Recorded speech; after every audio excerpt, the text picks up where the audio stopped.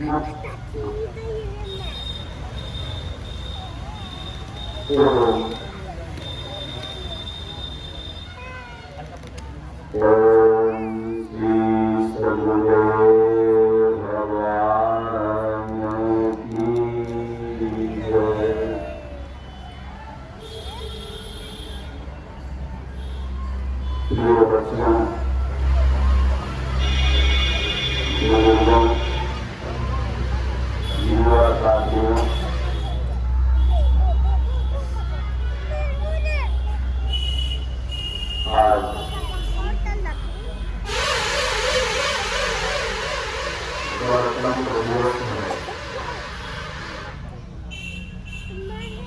बड़े हैं वो तो जानते ही हैं, लेकिन जो बच्चे हैं जिनका हो सकता है इस सारे में हुआ हो या अभी वो कॉलेज नहीं जाते होंगे, उनको बताने के लिए प्रत्येक वर्ष पूरे भारतवर्ष में और दुनिया में जहाँ भी भारतवासी हैं वहाँ इस त्योहार को, इस उत्सव को धूमधाम से मनाते हैं। मनाने के पीछे का कारण है इस उत्सव में खुशी का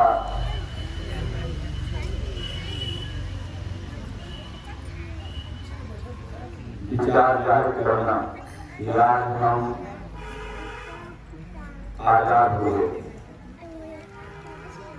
और अपने भारतीय संविधान में, अपने नियम कानून में हमें सांस लेने का, जीने का मौका मिला। भारत देश की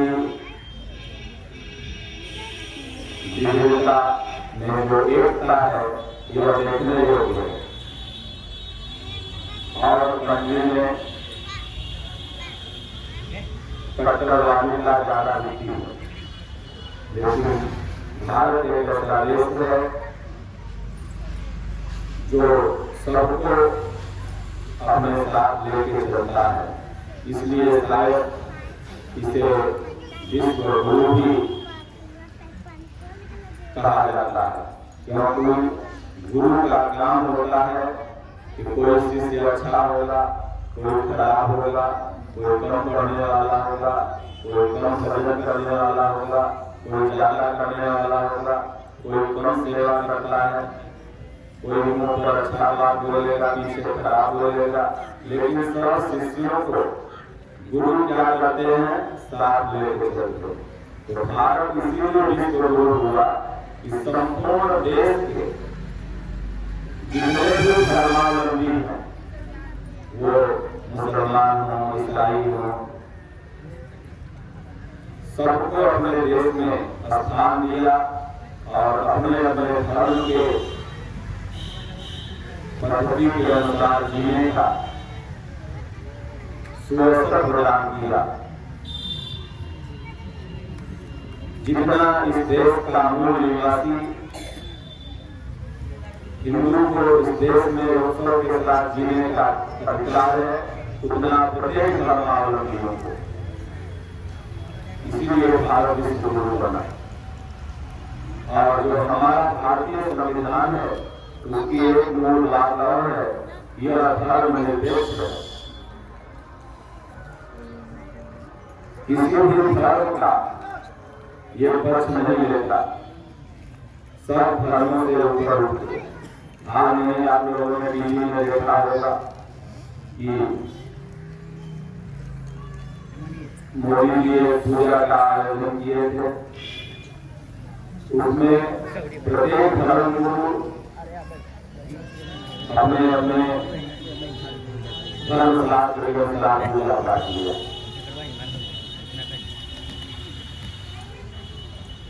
तो भारत में जो कार्यक्रम होता है, जो संवैधानिक कार्यक्रम है, उसमें सब लोग एक साथ होकर पूजा पाठ करते हैं। इसलिए यह संविधान धर्मनिरपेक्ष है। लेकिन थोड़ी सी चूक हुई, संविधान को हमने धर्मनिरपेक्ष दे दिया, लेकिन शास्त्र हमने धर्मनिरपेक्ष नहीं दिया। तो भगवान की परम पुनीत वाणी श्रीमद् भागवत गीता, जो महाभारत के भीष्म पर्व से ली गई है, वह एक धर्मनिरपेक्ष शास्त्र है। गीता में किसी भी एक धर्म की चर्चा नहीं की गई। गीता की मूल बात और मूल उद्देश्य है वह मानव को लेकर चलती है। प्रत्येक मानव को गीता में मानव शब्द आया है, इसलिए वो दुनिया में, भारत में ही नहीं, दुनिया में कहीं भी जन्मा है, किसी देश में है, तो गीता उसका शास्त्र हो सकता है। और कई बुद्धिजीवी देश गीता का समारोह भी करते हैं। और दुनिया के जितने भी विद्वान हुए भूतकाल में या वर्तमान काल में या भविष्य काल में जो विद्वान होंगे, सब गीता का सम्मान करते हैं, गीता का आदर करते हैं। भगवान श्री कृष्ण द्वारा उपदेशित ज्ञान अजय है, अमर है। गीता में भगवान ने कहा कि मलयावान तो जीव लोके जीव सनातन। हे अर्जुन, इस पूरी सृष्टि में सिर्फ भारतवर्ष में, पूरी सृष्टि में कहीं भी जन्मा हो, अगर जो हाथ पैर वाला मनुष्य है तो मेरा अंश है। गोस्वामी तुलसीदास जी ने रामायण में भी, रामचरितमानस में भी यही जिक्र किया।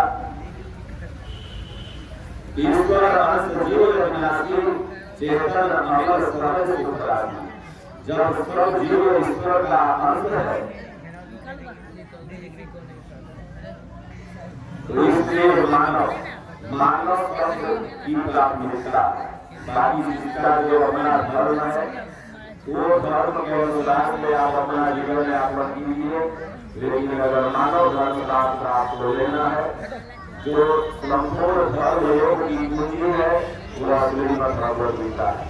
और भगवान श्री कृष्ण के आदेशानुसार हमारे परम पूज्य गुरुदेव भगवान, जिनका निवास स्थान चुनार विद्यालय के बगल में श्री ब्रह्मंत आश्रम में है, उन्होंने हिंदी में अर्थात गीता लिखी।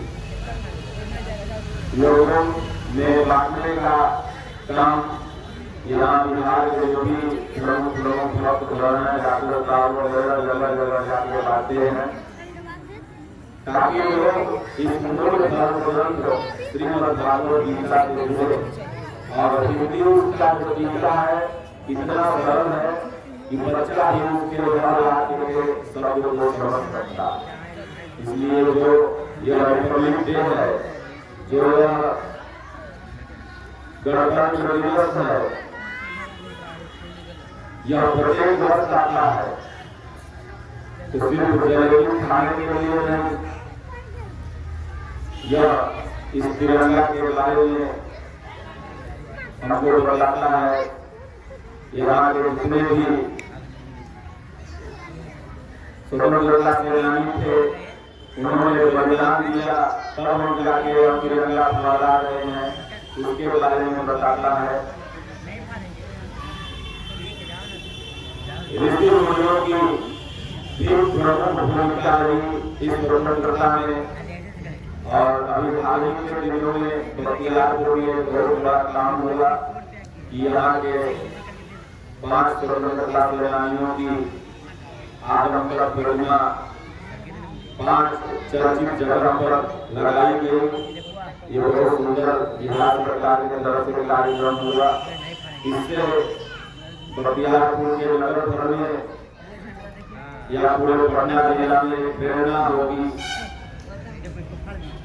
बच्चों में, युवाओं में, या जिन महापुरुषों ने ऐसा काम किया स्वतंत्रता सेनानियों ने, देखो इनकी आदम का प्रेरणा लगी, तो हम लोग भी ऐसा काम करें, ये आने वाला समय भविष्य हमको याद है। तो ये स्वतंत्रता सेनानियों को, बलिदानियों को, जिन्होंने देश के लिए सबसे अपना अमूल्य जो है वह जीवन ही दान दे दिया। सोचो, लोग पैसा करीब 500,000 दान देता है, लेकिन अपना जो प्राण दान देते वो कितना महान होगा। तो ऐसे वीर जवानों के चलते आज हम लोग बैठ करके अपने संविधान में जो बाबा साहब के द्वारा लिखा गया कुछ दोस्त बोल रहे हैं, नहीं तो स्वतंत्र बोलने का अधिकार अपने ही देश में हम लोगों से छीन लिया गया था। बाबा साहब ने एक ऐसा संविधान रचा जो गरीब के लिए भी उतना ही, अमीर के लिए भी उतना ही, मध्यम वर्ग के लिए उतना ही, सबके लिए कारगर हुआ। इसलिए इस संविधान को सब लोग मानते हैं, क्योंकि यह प्रजातंत्र है। अगर इस संविधान को सिर्फ अमीरों के लिए लिखा जाता तो इस संविधान का नाम प्रजातंत्र नहीं हो पाता। तो उसको लोग क्या कहते हैं, ये पूंजीपतिवादियों का संविधान, पूंजीपति लोगों के लिए बना।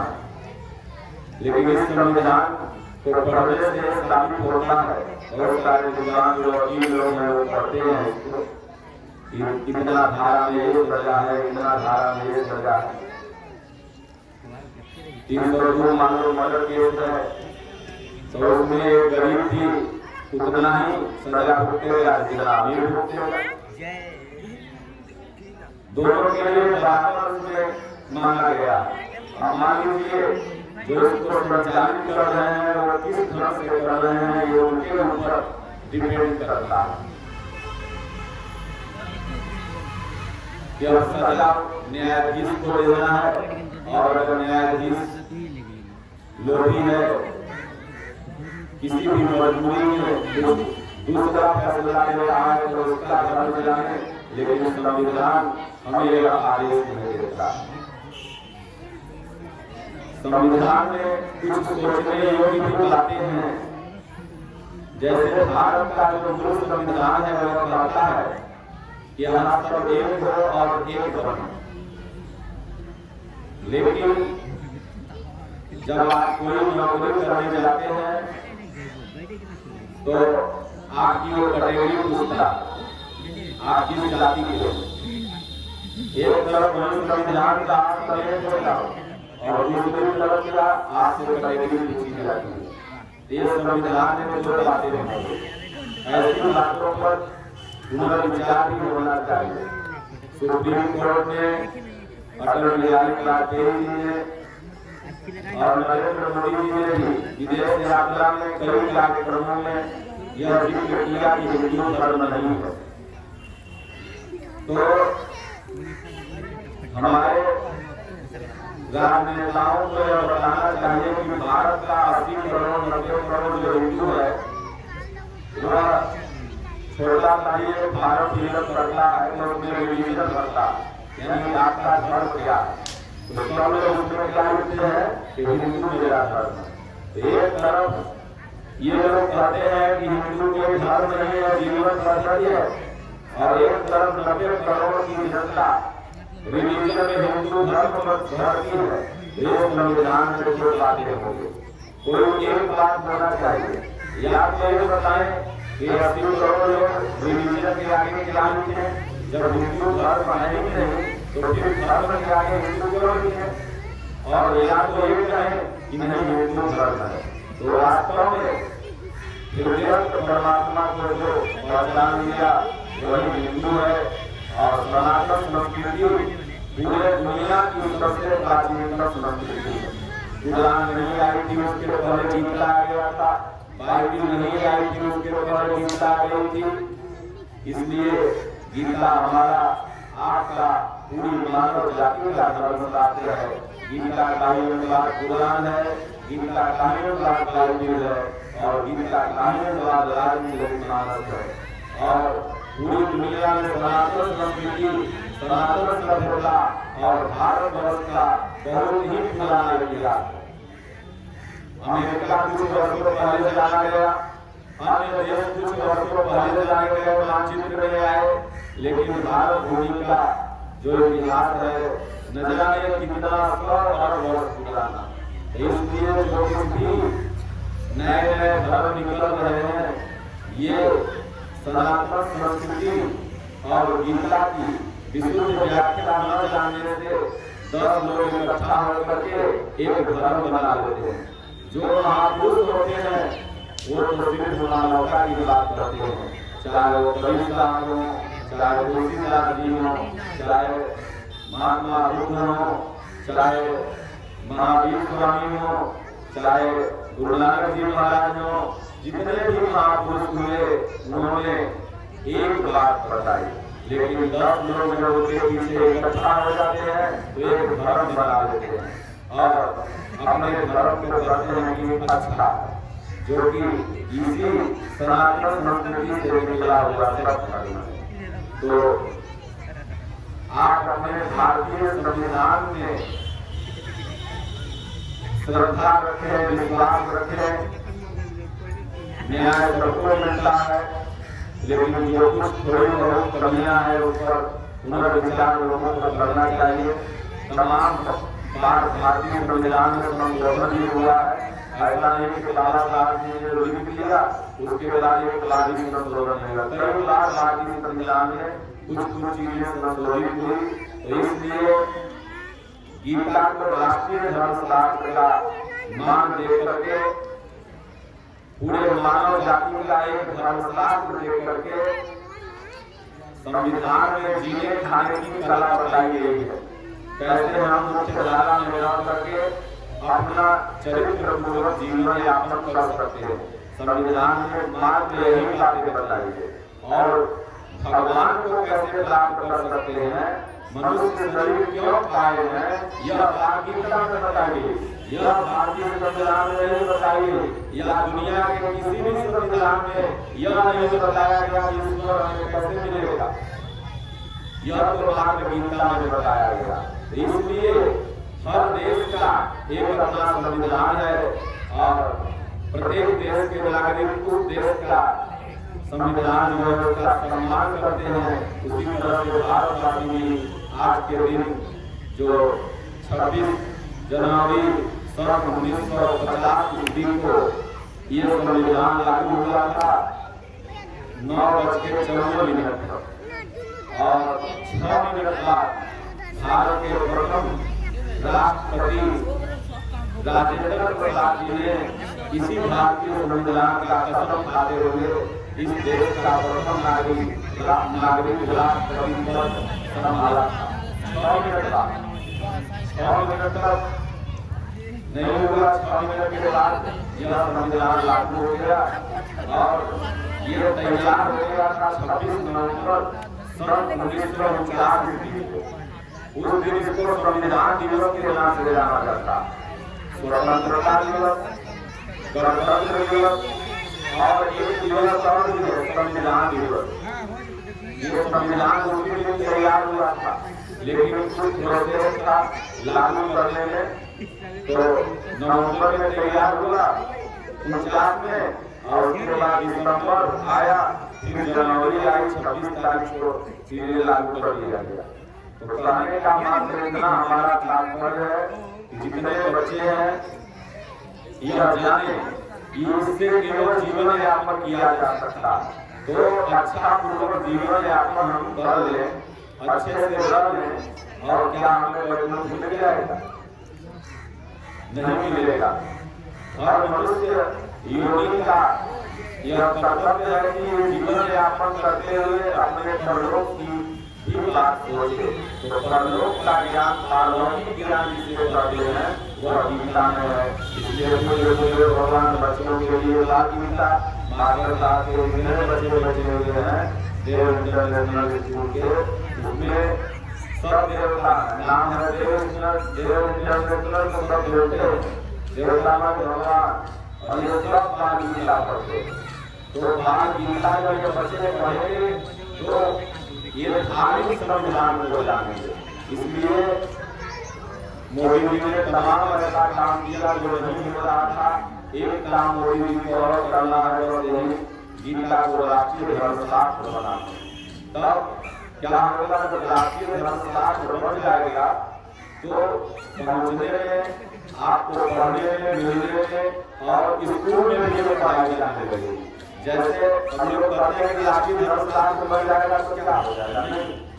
अभी आपके मास्टर लोग गीता के बारे में स्कूल में इसलिए नहीं बताते हैं कि उन पर केस हो जाएगा किस चीज का ये किसी एक धर्म का प्रचार कर रहे हैं।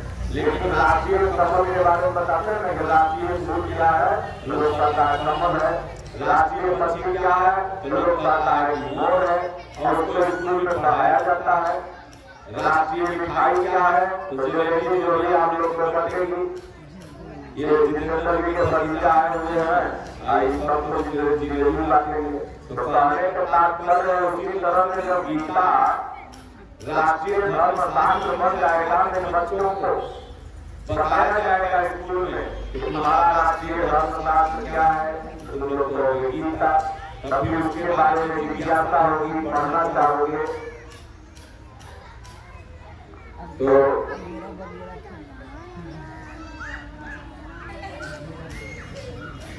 इसमें समय बहुत कम है और सब कुछ जानता है जो भजन होगा और बच्चों में मास्टर साहब कुछ क्वेश्चन देंगे आंसर देगा और उसके बाद प्रसाद वितरण होगा। तो बोलो जय सिया राम, जय जय सिया राम।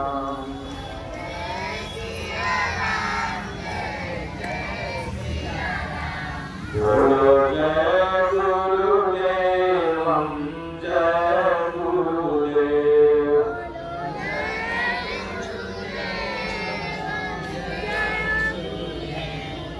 बोलो जय सिया राम, जय जय सिया राम।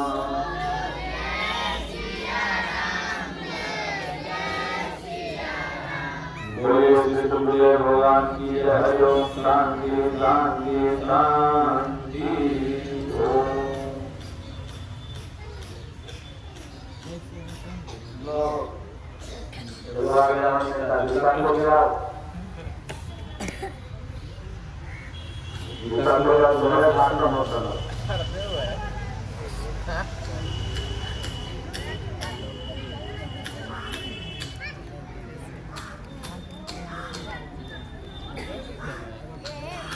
सुना दो मशहूर वाला लो माई।